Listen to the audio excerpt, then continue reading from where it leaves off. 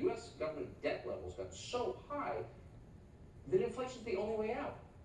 We've never heard this principle explained more clearly than by a macroeconomist called Luke Gromen, who we just sat down and had an hour-long conversation with for Fox Nation. The whole thing's worth listening to.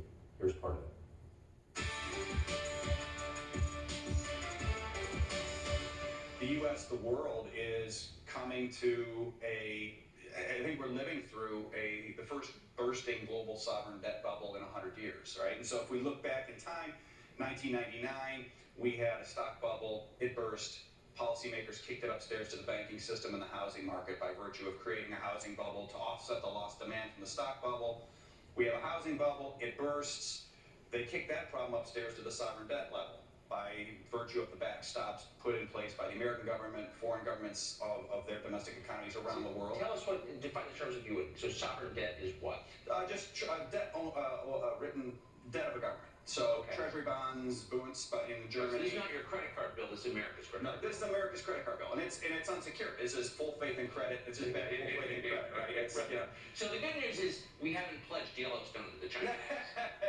No, exactly. We've not pledged anything to anybody. It's all unsecured.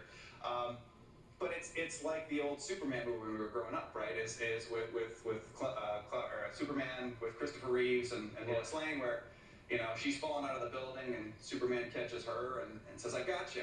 She says, "Well, who's got you?" And, right? So if you go, okay, if we've kicked it from stocks up to the banking system, up to the sovereign, there's nowhere to kick this up to. Unless the Martians come in and write us a check, the only place to kick this up to is via the currency, via devaluation of the currency. Anytime debt to GDP of a sovereign got to these levels, there's only three ways out. It's either a restructuring or default, which is not going to happen. The United States is a printing press. The only way we would default is if we choose to default. It's not going to happen, in my view.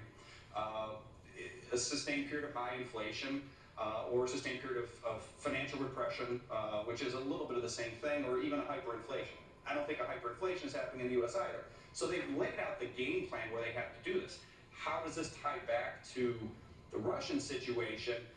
I do think the Russian situation in terms of the invasion of Ukraine was a huge moment. To bottom line, and again, for the humanities majors in the audience, we've got too much debt. Mm-hmm. The only way out in real life is inflation. You have to inflate it away.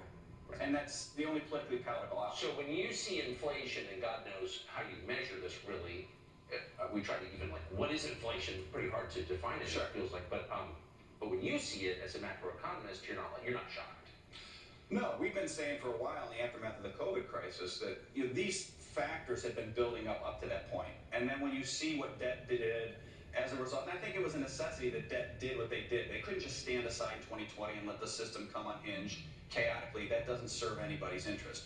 But by virtue of that crisis, the steps they had to take to make sure the system didn't collapse boosted the debt levels to what is sort of, an irrecoverable flat screen to borrow from. To borrow the Top Gun metaphor, right? There's no getting out of it. And so at that point, you've got to inflate it away. And so I think you can see the steps of the serial stimulus, the stimulus in 2021, where maybe we didn't really need it. We were already recovering. We had the vaccines, but they did it again.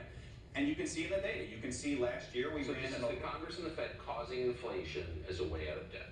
Effectively, it's the only policy prescription, the only politically and economically palatable policy prescription once you get the debt to where it is.